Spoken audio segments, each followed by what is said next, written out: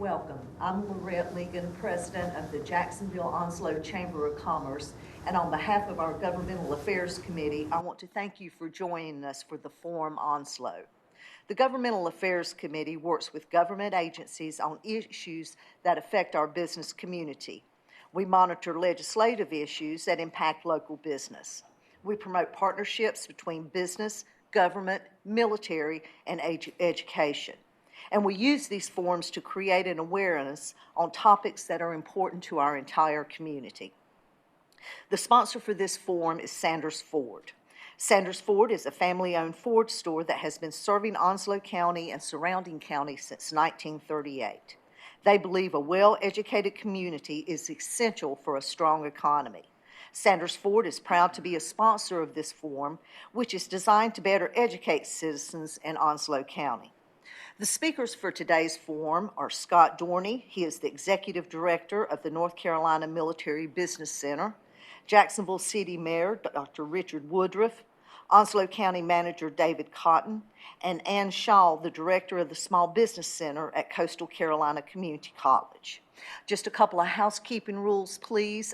We would like for you to hold your questions until the end of our forum, and if you have not yet done so, please silence your cell phones. Scott, would you please lead us off? Certainly. Well, good morning, and it's a real pleasure to be with you. Thank you for the opportunity to be here in Jacksonville.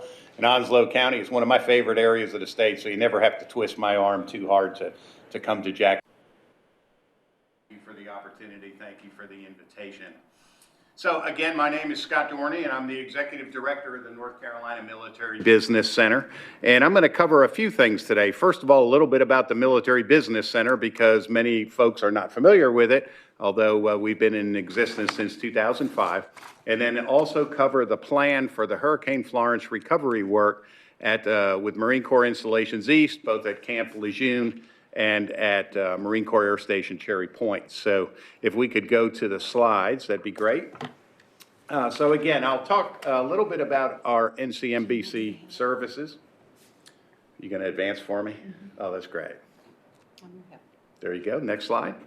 So the Military Business Center, a little bit about who we are. The NCMBC, as we call ourselves, it's a business development and technology transition asset of the North Carolina Community College system. We are headquartered at Fayetteville Technical Community College. We could be in Raleigh at the system office, being a system asset, but our headquarters is at Fayetteville Tech, just outside of Fort Bragg. And we have 12 offices statewide all across the state, including right here at Coastal Carolina Community College is one of our charter offices, actually, that we opened in 2005.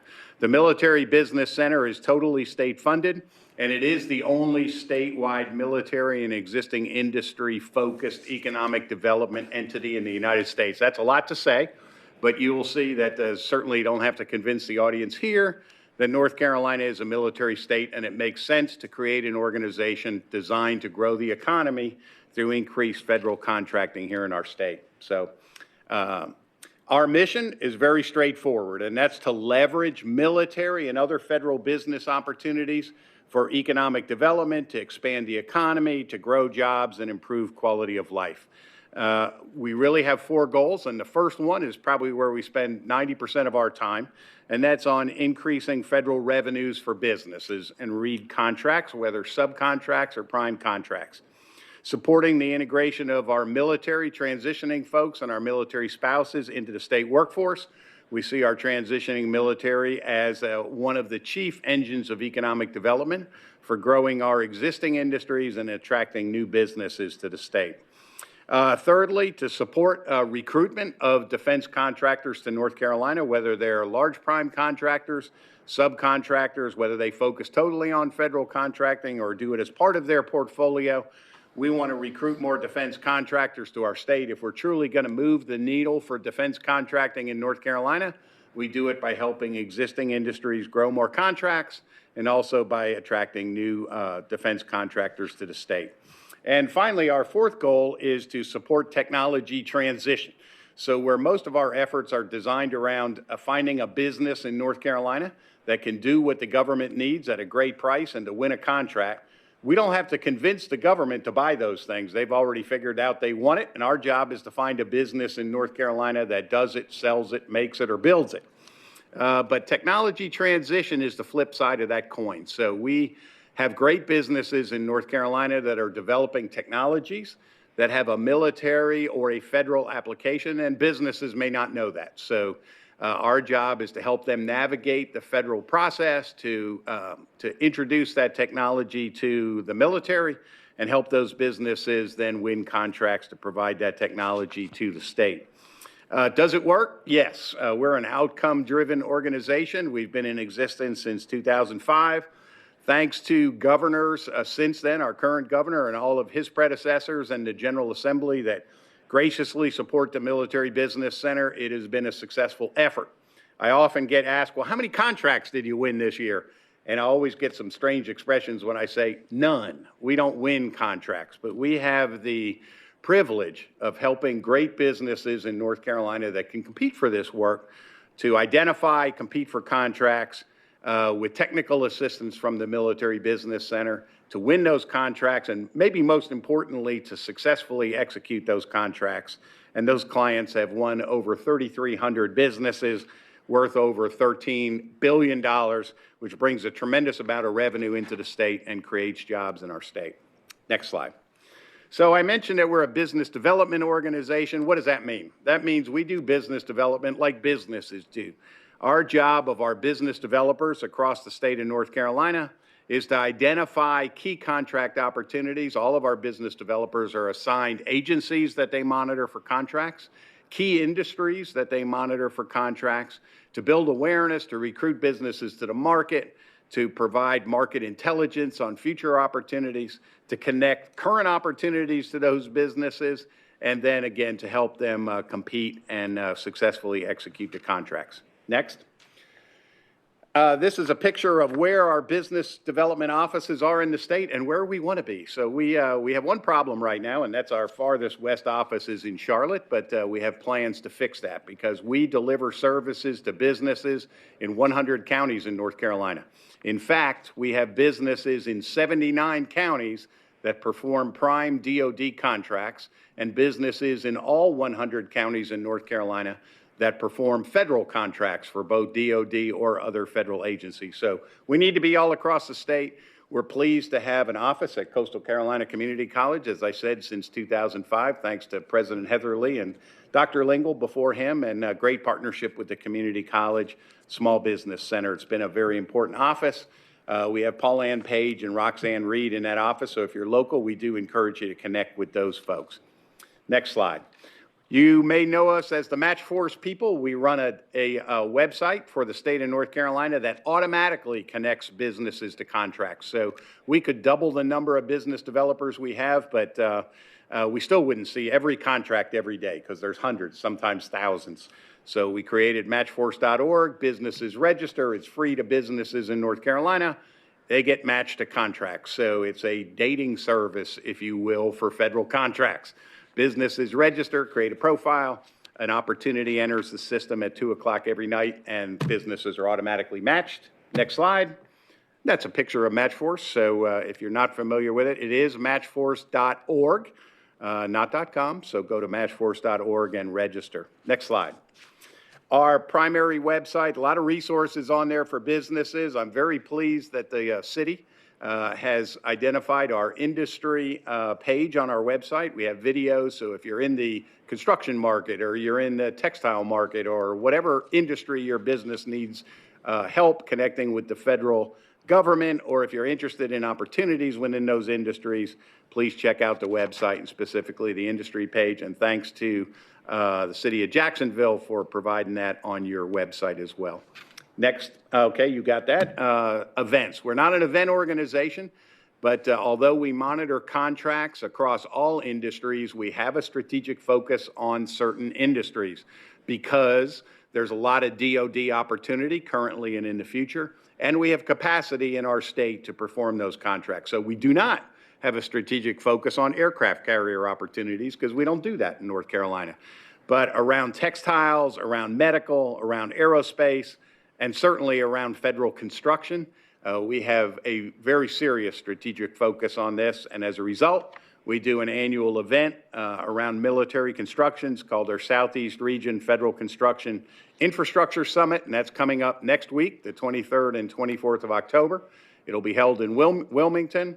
We have 820 folks coming to that. We have over 100 federal officers coming to that, both military and federal agencies, to talk about their program of work in the Southeast. So if you are a builder, a designer, a supplier, anybody in the construction industry, and you want to work in the federal market, I would encourage you to attend the Federal Construction Summit next week in Wilmington.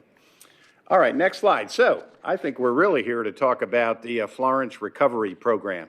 And one thing that we will do, because we're all former military people or military spouses, military family members, is we'll always speak in acronyms. So I apologize in advance for throwing a lot of those at you, but this will discuss the fiscal year 20 and Florence, Hurricane Florence Recovery Program, both military construction, which has a specific definition, new construction over $1 million, and FSRM programs, Facility Sustainment, Restoration, and Modernization Programs. So we'll talk briefly about those. So everybody here in this county is certainly very familiar with Hurricane Florence, and we don't have to go into a lot of the details about that. You've probably also heard that there's quite a recovery mission to be executed both at Camp Lejeune and at Marine Corps Air Station Cherry Point. So we will look at some numbers associated with that.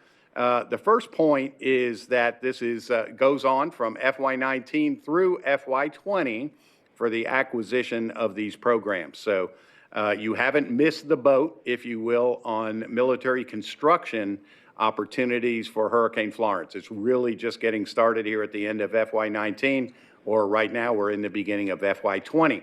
That's about a $1.7 billion program of major military construction to replace many of the facilities that were damaged in the hurricane. The other point on this slide, at the bottom of the slide, is the non-hurricane MILCON program. So as we focus on the $1.7 billion in Hurricane Florence recovery, let's not forget that FY20 is a banner year for military construction, normal non-hurricane related military construction, which will be over $500 million at our installations in North Carolina. So you're really talking about, when you look at the FSRM program as well as military construction, it's not a $1.7 billion program, but combining it with our other military construction and repair and recovery, about a $3 billion program. So next slide. And this really addresses that. It's really been a two-pronged approach on reinvestment and recovery from Florence. Let me just preface this that I cannot take credit for these slides. And you'll notice in the upper right corner, the NAVFAC is an acronym for the Naval Facilities and Engineering Command. NAVFAC is the Acquisition and Execution Agency for the Navy and the Marine Corps for construction. NAVFAC Mid-Atlantic, which is headquartered in Norfolk, is the primary activity responsible for the Hurricane Florence recovery work. And NAVFAC came to North Carolina about a month ago and conducted an industry day in Charlotte. And we know that that got a lot of attention here, that it was in Charlotte. But you will see from the discussion of the projects that these are very large projects. This is going to be the place, the focus for a lot of military construction work across the Department of Defense in FY20. So the industry day at NAVFAC's request was conducted in Charlotte. We had over 500 representatives of businesses from this area, as well as from across North Carolina and nationally that participated. So my job today is to show you what the NAVFAC program is going to be. So I use the NAVFAC slides. There's no sense in recreating it. But I do want you to know that I'm not the author of these, but certainly can speak to them. And if you have any questions, we can get back to you later about that. So it is a two-pronged approach towards reinvestment and recovery. First of all, the Facilities Sustainment, Restoration, and Modernization Program, or the FSRM program, is really designed to repair damaged facilities. And a lot of that work was awarded in FY19 and will be awarded in early FY20. And that's about $1.2 billion of work. So it may not be new construction, may be minor new construction or repair work on existing facilities. So that's about $1.2 billion. And the actual replacement and new construction work is the $1.7 billion packages that'll be awarded in FY20. Next slide. This, every military construction brief has to have the sand chart, the ant farm chart, whatever you want to call it, which the only point on this chart is that there's a lot of work to be done at Camp Lejeune and at Cherry Point, both the existing military construction work that's in the normal FY20 program, the FISRM work, and of course the hurricane related work. So next slide. Don't need to show this slide to anybody in our area because you certainly know where Marine Corps Air Station Cherry Point is and where Camp Lejeune is. But this gives you a historical or a geographic reference and has some statistics on the facilities at each one of those installations. Next slide. Okay. So looking briefly at those installations, and certainly you'll have access to these slides. I know some of them are hard to read, but Camp Lejeune with about over 3,000 facilities on base, of which 565 of those facilities sustained significant damage during the hurricane.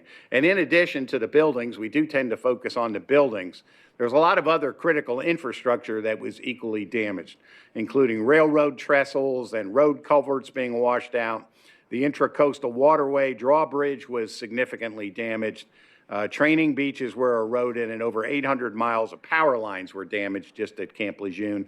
And again, about 244 facilities at Cherry Point with significant damage as well. Next slide. So the recovery effort has really been going on since the day after the hurricane, and that's no surprise to anybody who lives in this area. We know what the recovery effort was like.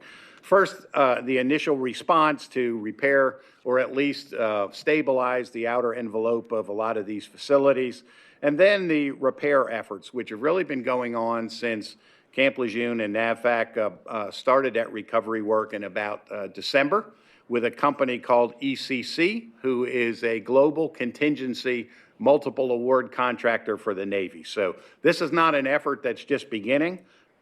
Particularly the repair work, the FISRM work has been going on since December or January of this year. The replacement program is what we're really looking at in FY20. So it's important to note, and you'll see on some of these slides, that a lot of the facilities that were damaged were the older facilities. Well, there's not a lot of purpose in repairing a building built in 1940. So in a lot of cases, you'll see that the program is actually to replace a lot of those older facilities with newer. Okay? So this is a summary of the projects. There are actually 31 military construction projects totaling $1.7 billion. 30 of those are USMC funded, and one will be Special Operations Command funded. The bottom line is that there's 31 projects. Don't necessarily think 31 buildings, because some of these projects actually include multiple buildings. These 31 projects are being packaged into 7 contract packages that are grouped together based on type of facilities and location on the installation.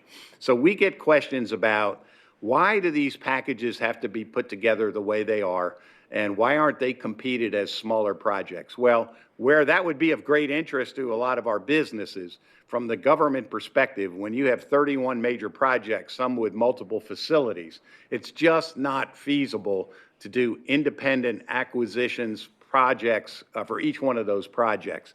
So they have been grouped together, and we're going to talk about what each one of those projects are. So go to the next slide. There you are. That's the package 1. So we'll talk about package 1 through 7. As I indicated, there are 7 packages. Package 1 is at Marine Corps Air Station Cherry Point, and I will not go through the description of each one of these individual projects. I will say that there are 4 projects on Cherry Point proper and 1 on the coast at Bombing Target 11. So these 5 projects are grouped together in package number 1, and they take place at Marine Corps Air Station Cherry Point. Next slide. Okay, so this is a picture of where packages 2 through 7 will be conducted, both at Marine Corps Air Station New River at Stone Bay and on Camp Lejeune proper. So we're going to look at each one of these packages, packages 2 through 7. And if you will, go to the next slide. So package number 2. So remembering that package number 1 is military construction at Cherry Point. Package number 2 is generally headquarters facilities at Marine Corps Base Camp Lejeune.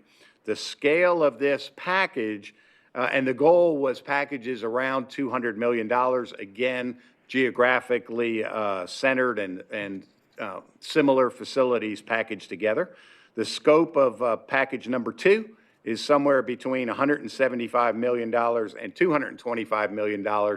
And when we say that, what we're referring to is the government estimate for the project. That actually, this package consists of 7 individual projects. Again, it's the yellow dots, and you saw on the overall map of Camp Lejeune where these projects are going to take place. It's going to be a lot of headquarters facilities for our Combat Logistics Battalion, 2nd Tank Battalion, replacing regimental headquarters within 2nd Marine Division, 22nd, 24th, 28th MU headquarters. So it's going to be headquarters type, administrative type facilities. So ideal for companies who do commercial type of construction, okay? And again, the scope of that right around $200 million. Oh boy, are we ahead. So let's look at, go backwards to package number 3. Package number 3 is training and storage facilities.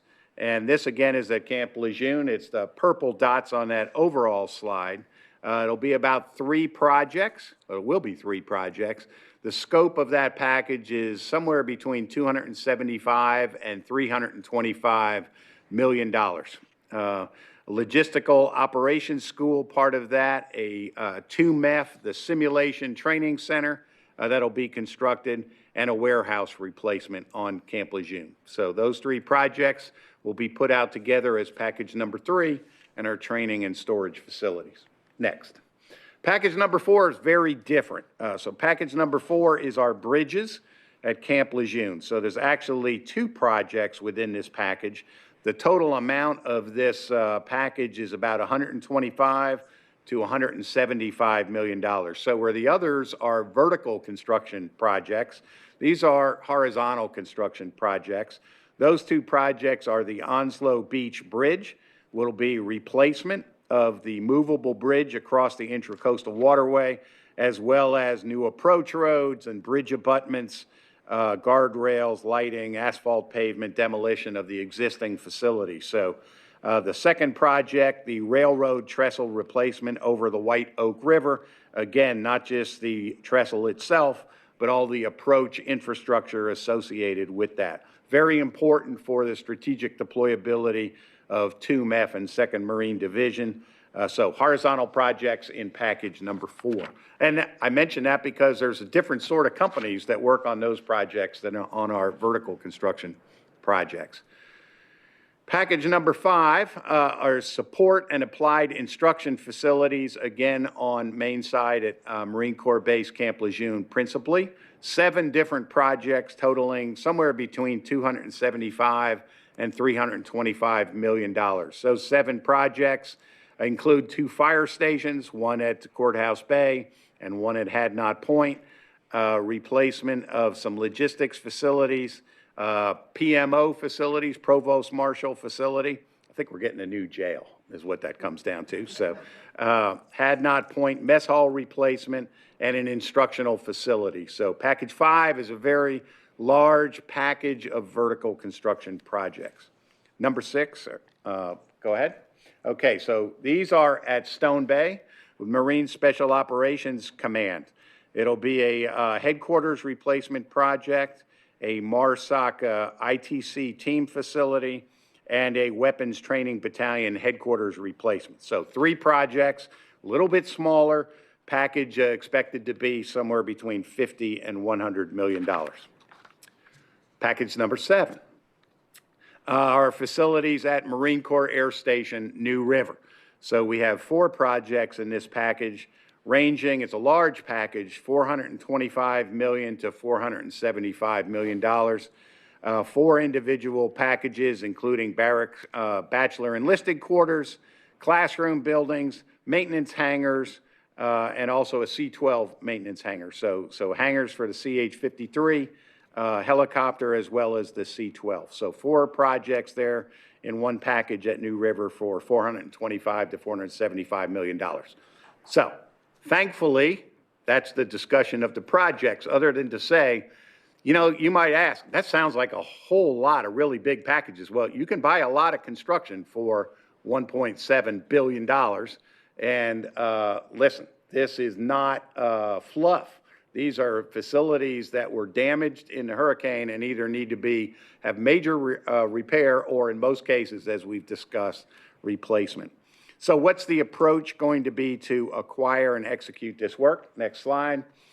And I'm not going to go into a lot of details, but the first point that the RFP, the request for proposals, will be on a compressed timeline.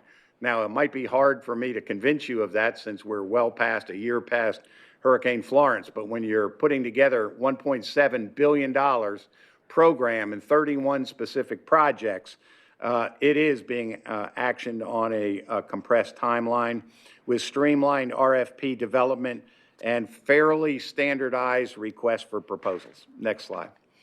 A lot of the work, and I should mention DB means design build. So what the Navy and Marine Corps will be utilizing is a delivery method called design build.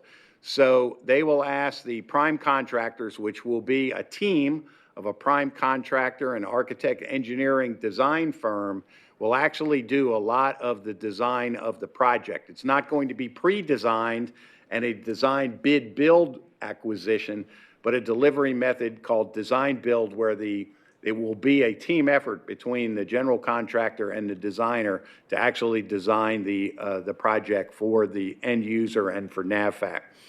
So post-award, again, as I mentioned, it'll be a design build delivery, and it'll actually be after award of the contract to the design build contractor that contractor will actually work with the user to finalize the design for that package.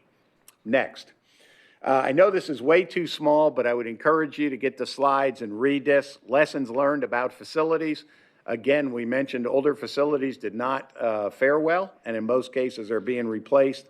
And you can see about lessons learned about specific design and design criteria that'll be integrated into the new projects. Okay, next slide. The government, as far as the acquisition strategy, will use a 2-phase approach. And this is very, very important for contractors to understand. Often we hear, well, it went to the low bidder and I wasn't the low bidder. The low bidder will not necessarily be awarded this work. The acquisition will be based on a best value source selection process with trade-offs that offer the best value to the government overall. So price will be important, but non-price factors will be significantly more important than price. In phase 1, potential prime contractors during phase 1 for each of these 7 projects will submit a phase 1 proposal. And the phase 1 selection process really just looks at 3 factors: their general technical approach to accomplishing the project, their corporate experience, and their past performance.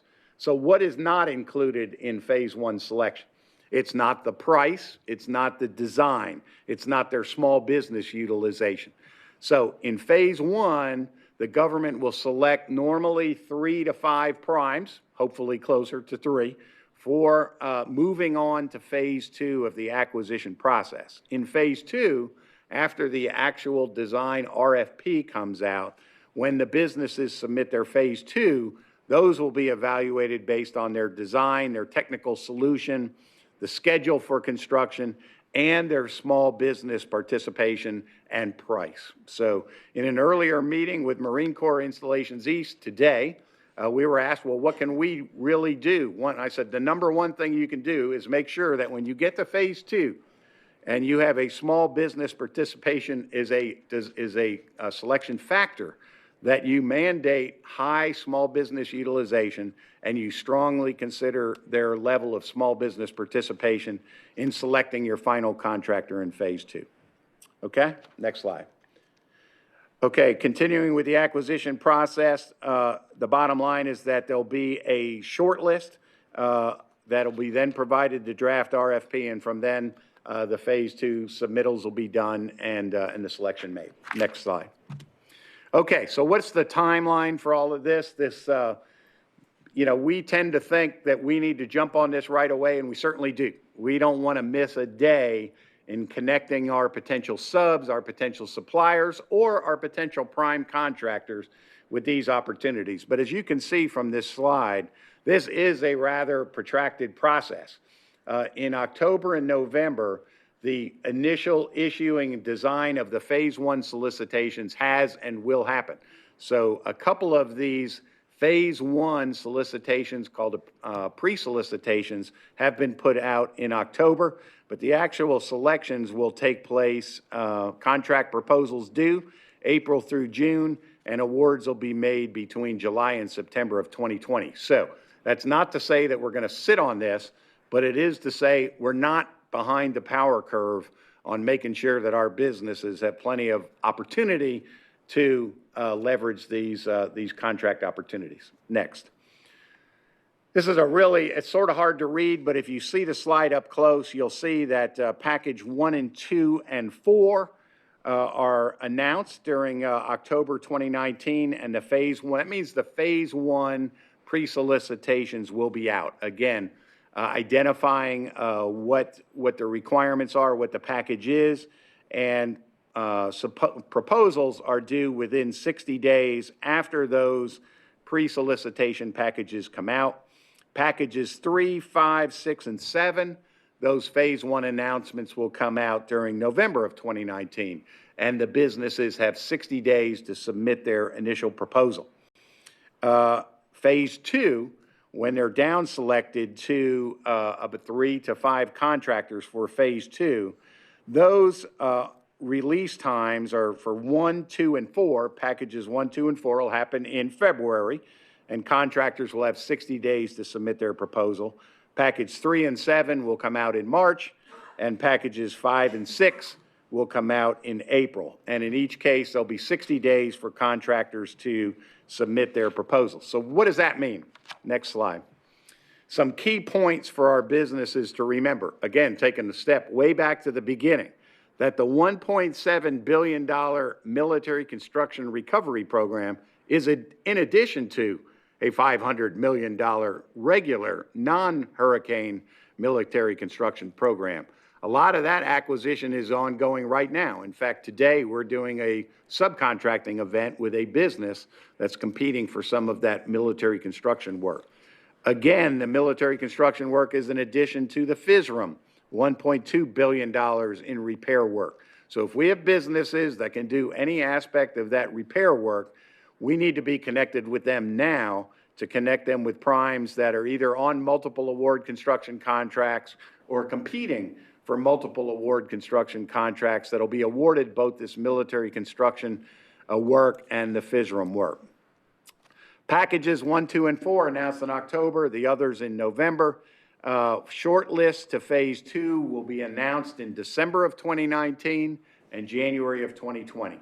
Shortlisted contractors will then submit their Phase 2 proposals in April, May, and June of 2020 and expect contract awards in July, August, and September.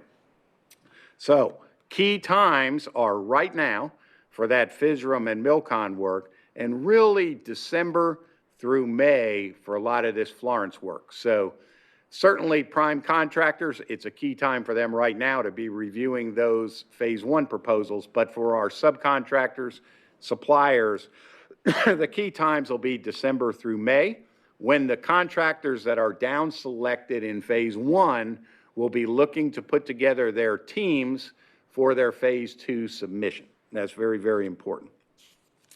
All right, so what resources do we have to help you? First of all, we are a people organization, so our number one resource to you are our construction industry professionals. We're very blessed right here in Jacksonville at a Coastal Carolina Community College to have Pauline Page, one of our 2 construction specialists, very well placed for this work. We also have Sue Cranes in our Greensboro office. Both of these ladies worked for NAVFAC, worked for the U.S. Army Corps of Engineers, and in Paul Ann's case, has been doing construction work on her own for more years than I should probably tell you. So you have hands-on resources right here at Coastal Carolina Community College prepared to help you. Next slide. Next thing I would say is the NCMBC website, which contains some very important information. I'm not just pushing our website. We maintain on our website a list of all of the multiple award construction contractors, or as the Army calls them, multiple award task order contracts, simply because the Army and the Navy can't call it the same thing because that would be too easy. Okay, so we have a list of all of these current contract holders on our website. Next slide. That's a picture of what it looks like, which is absolutely impossible to read, but I would refer you to that. If I was a roofing contractor, a drywall contractor, a paving contractor, the number one people I want to connect with are people who already have contracts to do work at Camp Lejeune and at Cherry Point, to capture that FISRM and that MILCON work in addition to the Hurricane Florence work. So I would refer you to this list of contractors. It will greatly shorten your list of networking, and if you need help with that, please contact Paul Ann at Coastal Carolina and she'll be able to help you. All right, so the next resource on the website is we have an invitation to bid page and a page that lists our subcontracting events. So you can go, you'll be able to get this link, go to the next slide. That's what that looks like. So over the last week, we've had, I believe, 3 prime contractors contact us and say, put out our invitation to bid. We're looking for subcontractors. They want us to announce that to 10,000 businesses everywhere. If I'm out there in that business, I'm tired of getting these emails. So we're now down to putting out all of those onto one page, sending out a consolidated announcement. So if you're a subcontractor supplier, you want to know who is looking to bid right now on this work, check out this list of invitations to bid. And I would also encourage you to look at the teaming events that we're doing for major contractors. Next. Our activities, again, include teaming events with major contractors. So we have already started this. We've been working with ECC, as I said, since probably December of 2018, January of 2019 for that work. We're doing one-on-one teaming with MAC contractors. That goes on all the time. Those contractors that are on that website list who currently have contractors, if you want to know who has the contracts, you need a meeting with that contractor, Paul Ann and Roxanne at Coastal Carolina can help you do that. We did a subcontracting event for ECC back in May, and we did the Marine Corps Installations East and NAVFAC Small Business Outreach event with the county, with Coastal Carolina back on May 22nd. Next. I've already alluded to this, and that's subcontracting events or teaming events that we are hosting. We did one for Harkins Builders back on 9 October at Coastal Carolina. We're actually doing one today for Upside Management, which is teamed with D. Maria. It's a joint venture.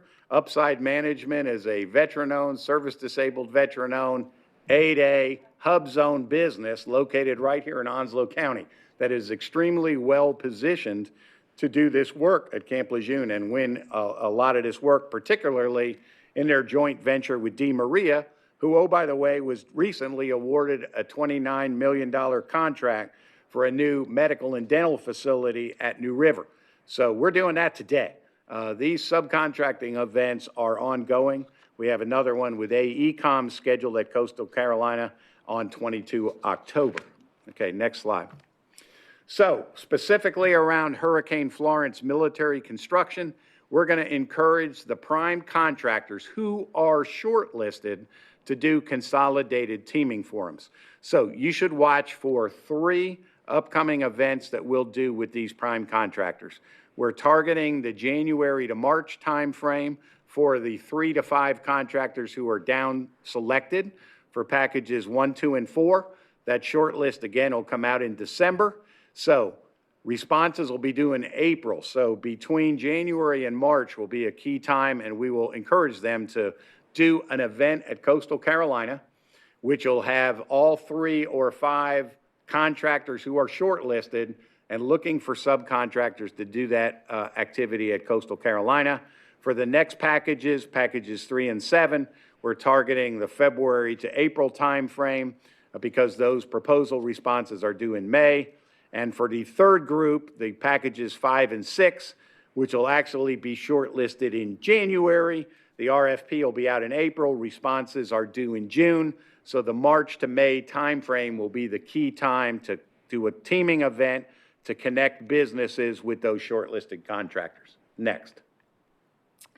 All of that said, we do teaming events right now. So whether it's Hurricane Florence, Milcon, we will do an individual teaming event for any general contractor that asks us to. Case in point, the D. Maria event that's going on today. So we will do individual ones. We'll do them at Coastal Carolina. It'll be a joint event with Coastal Carolina, the Chamber, of course, the city, the county. Whoever can participate is welcome to participate in those events, because the key will be bringing in adequate subcontractors, because again, we anticipate a high small business utilization requirement and evaluation of those primes based on their small business utilization. So those teaming events will be a key way for local businesses to connect with those potential primes. Next slide. Of course, I had to take the NAVFAC slide, make it pretty.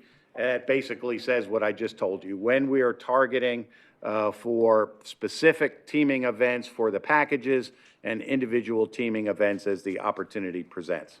Next slide. Okay. Challenges. We're not saying problems, but we're going to talk about some challenges. We really identify that there's 3 major challenges, and I know that you're interested in all of these. First of all is maximizing our subcontractor and supplier opportunities for local businesses.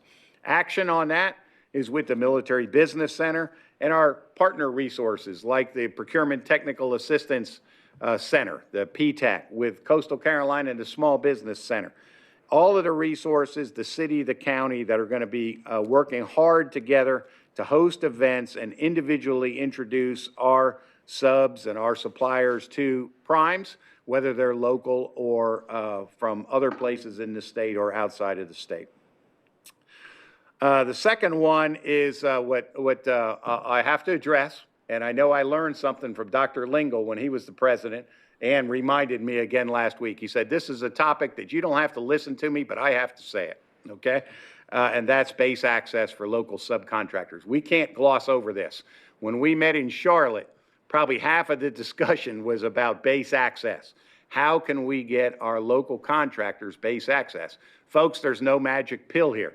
Let's just be honest. The Marine Corps, despite them telling us a little while ago they're working on this and they want to facilitate this for contractors, there are security requirements that exist for access to our installations, and we all want it that way.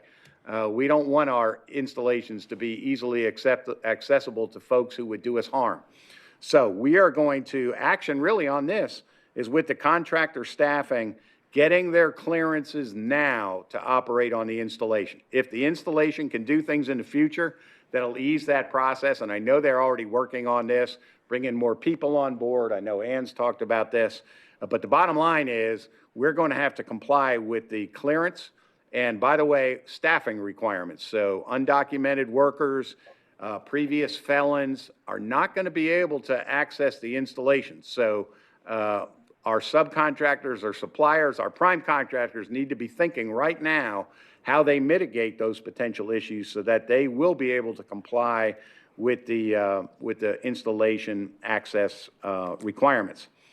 The third one, and I know the city and the county are already working on this, so it's probably a good time to hand off. Might have been a good time to hand off a long time ago, but the contractor housing issue. This was another major issue that was brought up by major contractors that have concern about housing for construction crews that are executing this work. You know, $3 billion is a lot of work. It requires a lot of employees. My solution to the problem was hire local businesses, and we don't have to worry so much about temporary housing. But in reality, the contractor housing, lodging for folks doing this work, is it insurmountable? No. They accomplished $3 billion worth of work at Camp Lejeune during the Grow to Force initiative between 2009, 2012, 13. It can be done, but it can be done maybe less painfully. And by the way, this is of great interest to the government as well, Because if you're a prime contractor, what are you going to do with the cost? You're going to work it into your proposal. So ultimately, the one that pays for this is the government. Bids will be higher if there aren't affordable housing opportunities for the workforce that'll be executing this work. So it's of great interest to the Navy, it's great interest to the Marine Corps, certainly is of interest to the city and the county that we be able to tackle that challenge successfully. So with that, I would say if there's any questions, but I think we're going to just move on down the line, and I probably talk way too long, but I would just tell you, it's a lot to absorb at one time. We've got a great team here, great partnership with Coastal Carolina, with the city, with the county, with the chamber. We will make this information available to you, and I pledge to you that we will work very hard to maximize opportunity for businesses and grow jobs in this area. Okay? All right. Next.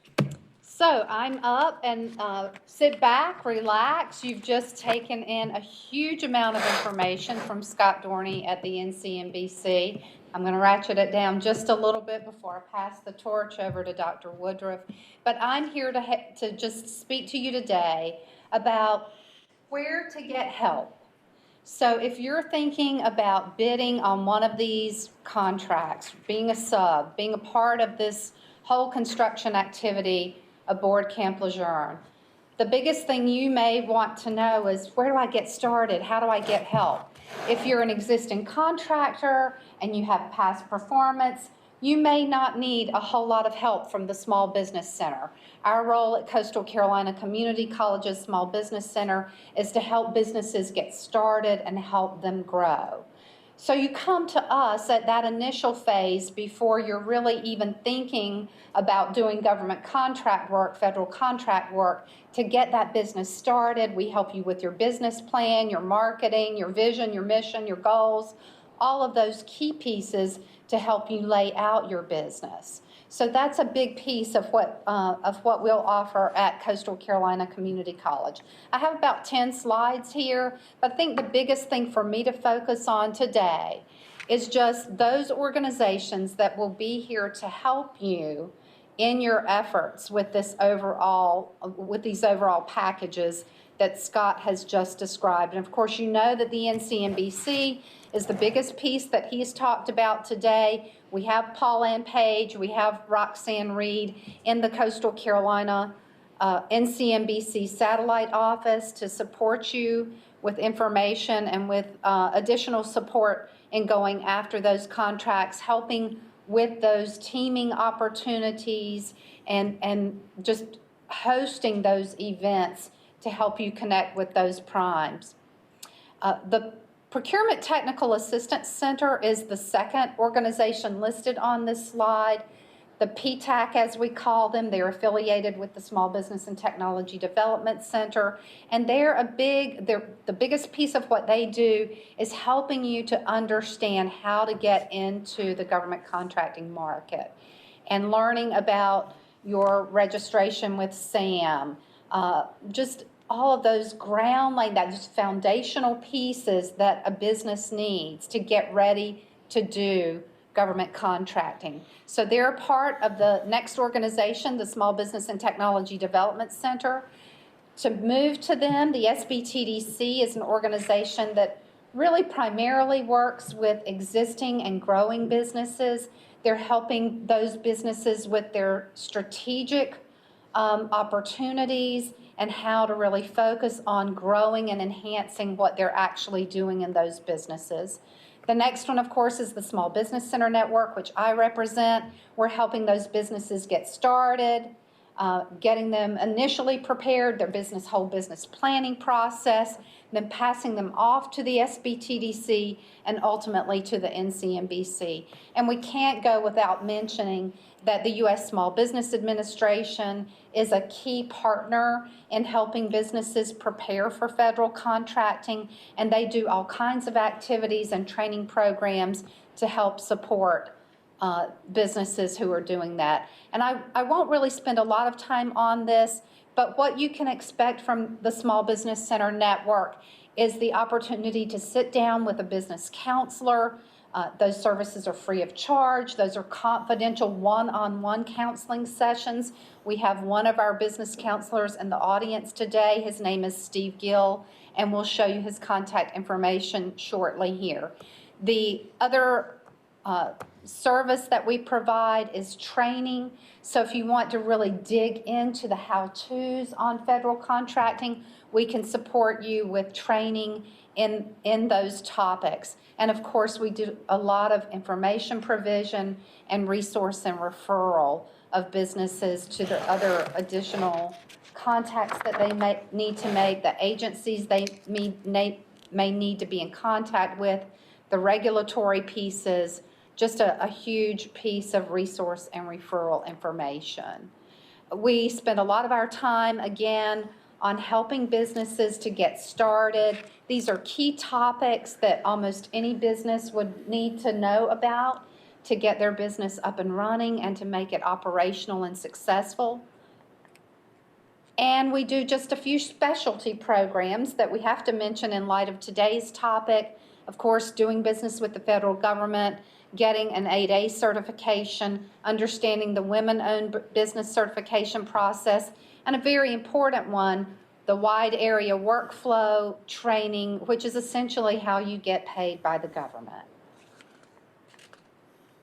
Our business counselors can help you with business plan development, government procurement, how to get access to funding, the sources of capital and where those are, helping you to put together your loan preparation package. We provide marketing assistance and, of course, operations and HR management topics. And there is the contact information for two of our key business counselors, Mr. Steve Gill, Pete Ellis, and, of course, the contact information for me there at Coastal Carolina Community College. The good news about being in North Carolina, and particularly in Onslow County, is that we have a huge infrastructure for supporting businesses in their endeavors. And some of that's represented at the table today and in the audience and in the presentation I've just given. And we are here to help you in this process. Thank you. Thank you, Ann. Scott, I think the easy answer that Sanders Ford would tell you is, how do we accomplish all this? It's 2 men and an F-150. Well, we do appreciate the sponsorship today, the leadership by the Chamber, and certainly the sponsorship by Sanders Ford. What David and I are going to talk to you about is the third issue that was mentioned, and that is, how are we going to find housing for the various subcontractors and personnel that will come. When you look at the concern, the question is raised, is there enough temporary housing? The thing we have to be careful of is, remember, it is temporary housing. We are blessed that the Marine Corps provides us with the economic basis of this community. We're blessed that over the next 5 years, 6 years, we're going to have literally billions of dollars worth of construction. And what that means is a lot of people are going to come, they're going to need a place to live, they're going to be buying groceries, they're going to be shopping in our stores, they've been going to the movies, at least to see one movie, I suppose. And guess what? They're going to be producing a lot of sales tax. From a government standpoint, though, David and I have been looking at how do we actually address the issue of land use. So our staff with the city, certainly led by Glenn Hargett, he did a great job in providing this information. So as I go through this, the city's goal was to look just inside the city at how could we possibly address some of the housing needs. We looked at single-family rentals, current apartment complexes, and the current motel, hotel lodging. Now, we all know that we are still recovering from Hurricane Florence. The nice thing about it is we are, in fact, recovering from Hurricane Florence. If we had to house all these personnel 6 months ago, it would have been very difficult. Fortunately, 6 months later, now almost a year and 1 month after Florence, a lot of the things that were occupied due to the impact of Florence are now becoming available. And every month, more and more of them will become available. So think of this as a tunnel. If you're in a road project and you're driving through a tunnel, at one point, the tunnel, let's say, can only handle 100 cars. If the tunnel is full and all the cars are stopped, you're not going to get any more cars through the tunnel. Fortunately, our tunnel, which is housing from Hurricane Florence, the tunnel is beginning to move. So while the tunnel can only handle 100 cars, there's a new 100 every so often. The car first of the line is now out. The car that's been waiting is now coming in. What our data shows in housing capacity and temporary options is what we'd like to share with you now. We surveyed all of the apartment complexes. We've had discussions with the major rental managers in the community. We've also surveyed, with the Chamber's help, all of the hotel spaces. And we've also reviewed other publicly available data. What it shows is that in the single-family market inside the city, and that does include duplexes, in the single-family market in the city, there's roughly 1,000 units that are available to rent at any one time. Now, obviously, there are some people who may rent out a room of their house, but this is where you're available to rent the entire unit. Florence damaged many of these units, and we all know that many single-family homes were damaged, so people have moved out of their own home and are now renting some of that roughly 1,000 units. Currently, many of those units are coming back available. And in a discussion last week with the manager of Holiday City Mobile Home Park, they've informed us that they are actually going to be adding about 100 new mobile home units over the next year. So that's not stock that's currently occupied. It will be new stock coming in. The conclusion that we've made is that based upon the community's recovery from Florence, that we believe that by 2021, when we're really going to begin to see the major impact, there's going to be somewhere between 600 and 900 single-family units available to rent. From an apartment complex, we all remember that in 202K, this community saw significant building of apartment complexes. I can tell you that when my wife and I moved here in 2000, we had a difficult time finding anything to rent. On the other hand, since that time, we have seen almost 2,300 apartment units built in the last decade just inside the city. I'm sure David's going to tell you about the growth in the county, especially down towards North Topsail, Storm Bay. What we know is that at the time we were building up for the marine expansion, we actually permitted over 3,000 units in the city. We only built 2,200. Once the wave was over, what we also found was that occupancy did not stay at 100%. So one of the challenges, one of the cautions that we're giving as a city is this. We've got to prepare and figure out how we're going to handle this. But we've also got to make sure that once we have ridden through this multi-billion-dollar project, that we don't have surplus housing that impacts the economic stability and the home values and property taxes, which we all depend on every day. When you look at the apartment complexes, again, we're projecting that by the time the workers get to this county, that in the city, we're going to have 300 to 400 units that will be available. Hotels, we surveyed 44. We omitted the one on the base, noted 36 are in the city and 7 are out of the city. We still have available units today.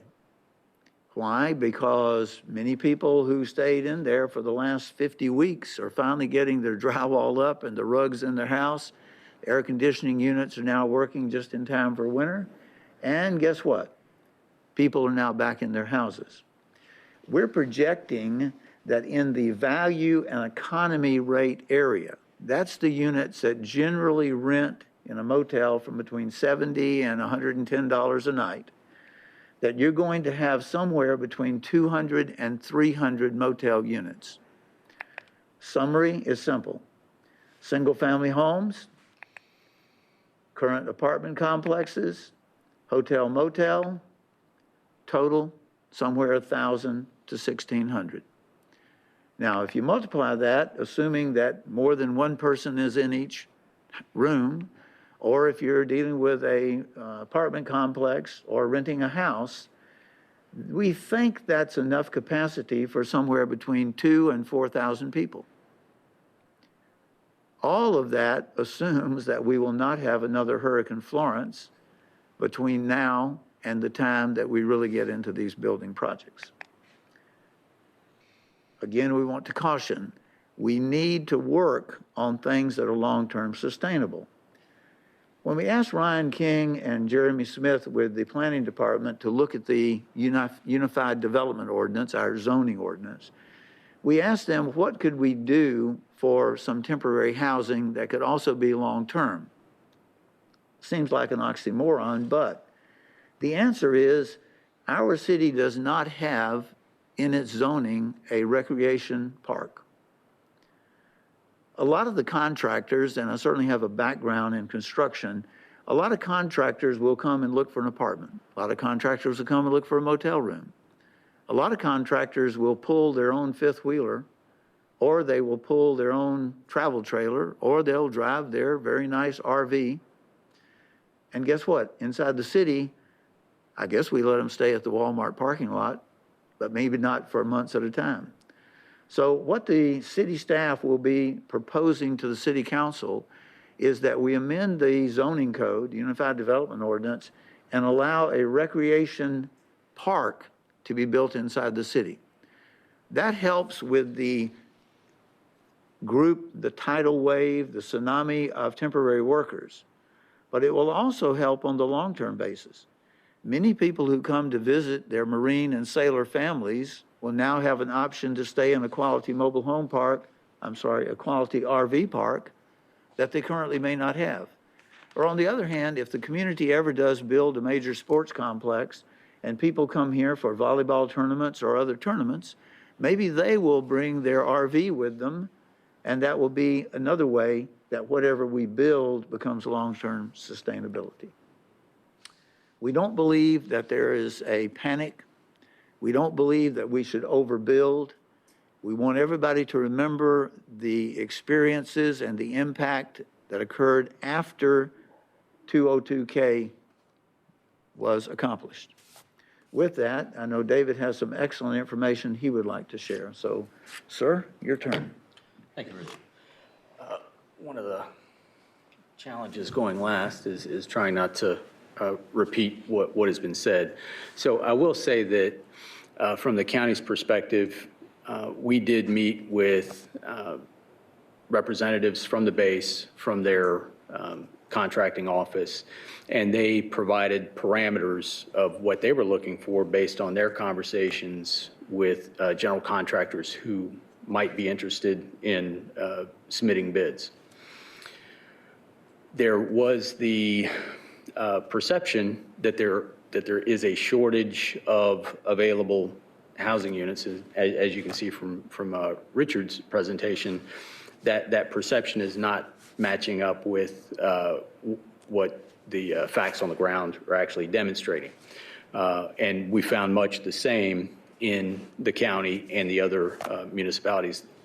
What we had seen was certainly the apartment complexes, save Sneed's Ferry, were more in line with city services, water and sewer, higher density. So except for in the Sneed's Ferry area, which is looking to add at least another 700 SOCOM Marines.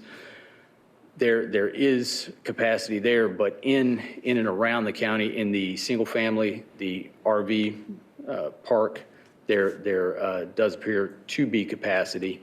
One thing that we were asked to do was take a look at the parameters that the general contractors did provide, which was assume they need a 20-acre plot of land for a single temporary housing complex for up to 1,000 construction workers. So based on that, to my right, your left, are the results. So to my far right, the zoning is overlaid with all of the 20 acres or larger parcels that are in the county. And we also overlaid the water and sewer because something that intense and concentrated more than likely would be better suited and supported with municipal water and sewer services rather than trying to perk and site a well. Not to say that it couldn't happen. And then on the map closest to me, that represents where water and sewer lines are. So it did get a little busy over there, but there are adequate parcels in the 20 acres or larger to accommodate this. It's anywhere from 1 to 6 contractors in that neighborhood or on that order of 1,000 contractors per general contractor, but not all 1,000 of them are going to be on site or need housing at any one time. So getting a better handle on exactly what that max plus up will be will help us in directing them to resources that can meet those needs. At this point, it does look like, based on the demand for single family, for apartment complexes, RV, we can meet that demand, provided that it's not obviously, what we're experiencing right now, plus 6,000, which we're certainly not. However, with a 3 to 5 year construction window, we are going to see a pretty significant increase in number of outside folks coming temporarily to perform their service and then leave. Hopefully, some of them will decide to stay and buy more permanent housing. But based on the research that we've done, and sounds like the research that Jacksonville has done, coupled with what we have, we do have the capacity without having to look to, a temporary modular camp. Our zoning does not support such a use. Talking with our planning and development staff, the best course of action would be for whomever to pursue a special use permit that would allow the residents and or business owners in and around whatever parcel they may identify a voice in that decision. A text amendment allowing it by right would take that away from the adjoining property owners. So just initially, we thought that the most prudent course of action would be to allow the citizens in and around that parcel to have a voice and to be able to speak to our elected body, the commissioners, on that. That's all I have. Just like to make a quick follow-up on 2 things. First of all, Richard made the point, you might say, well, I'm not a constructor, I'm not a supplier, this doesn't affect me. This affects everybody, and it'll be a huge impact on the community for the second order effects, if you will. So all these folks will eat, so they'll need dining, they'll need housing, they'll have entertainment. Of course, there's tax results of that, sales tax, lodging tax, that sort of thing. So this, although it will be fairly short term, is going to have a very significant impact on the community, both short term and long term, I would expect. And one thing I didn't emphasize in the beginning, and I don't have to make this point too much in this part of the state, North Carolina is a military state. Our military economy is huge. The military has a $66 billion impact on our economy every year. It's the second largest sector of our economy. It's 12% of our state gross domestic product. So we should and have and will invest in growing the military economy in our state. And we're very fortunate, and you're fortunate in this area in particular, that we have the best infrastructure in the United States, I believe, to start businesses, to help businesses grow, to help businesses leverage new markets, and that includes the military, the federal market, and to leverage opportunities like this. Thanks to our General Assembly, past and present, thanks to our governors, past and present, who built this infrastructure and continue to resource it, we are very well positioned in this area and in this state to take full advantage of this opportunity, and we're even more so blessed with a great business community that's prepared, willing, and able to leverage this work to bring great results to Onslow County, to Jacksonville, and to North Carolina. Thank you to our panel. Lots of very important information for our community. We have time to prepare. We have folks that are proactive, that are willing and able to help. So as we go through this, if you need help, whether it's from Ann, Steve, need to talk to the city or the county, they are here to help you, as is the chamber. So once again, we're going to give another plug to Sanders Ford for bringing us this forum. Thank you all for joining us. Please hang around if you have questions for our panel. Otherwise, this concludes our program. Thank you so much.